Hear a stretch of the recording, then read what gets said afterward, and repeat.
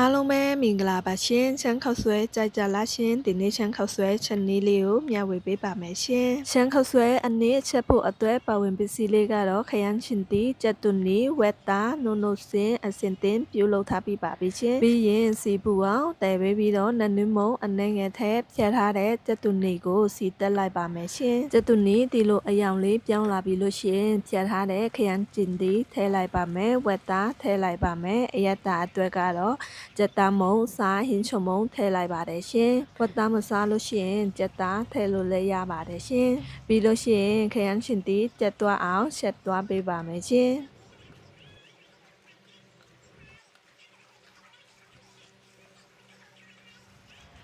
ဒီလိုလေးခရမ်းချင်တီကြက်သွားပြီလို့ရှိရင်ရပါပြီရှင်ဒါဆိုရင်ဝက်သားခောက်ဆွဲအနည်းရပါပြီရှင်အစင်တင်ကြည့်ပြီလို့ရှိရင်ခောက်ဆွဲဖတ်ပြုတ်လိုက်ပါမယ်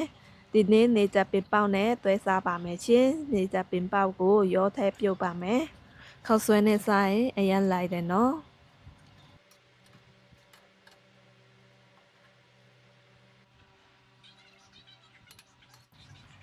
ခောက်ဆွဲပြုတ်ပြီးလို့ရှိရင်ပကံပင်ပါမယ်ဒီနေ့အတုံးနဲ့အရေးလုပ်ပါမယ်ရှင်ခောက်ဆွဲအစာပလာတွေကတော့မေပဲလောငုတ်တီကြောကြက်သွန်ကြောကြက်သွန်မိတ်နဲ့နန်နန်ပင်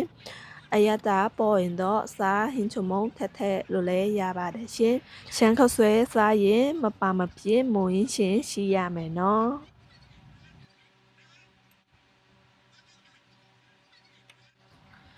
ဒါဆိုရင်ရှမ်းခောက်ဆွဲကောင်းကောင်းလေးရပါပြီရှင်ရှက်ရတာလဲလွယ်ကူပြီးတော့အရန်စားကောင်းတယ်နော်လှုပ်စားကြည့်ပါရှင်ချက်နည်းလေးကိုအဆုံးထိကြည်လာပေးတဲ့အတွက်အရန်ကျေးဇူးတင်ပါတယ်ရှင်နောက်ထပ်ဗီဒီယိုမှာပြန်ဆောင်ကြပါမယ်ရှင်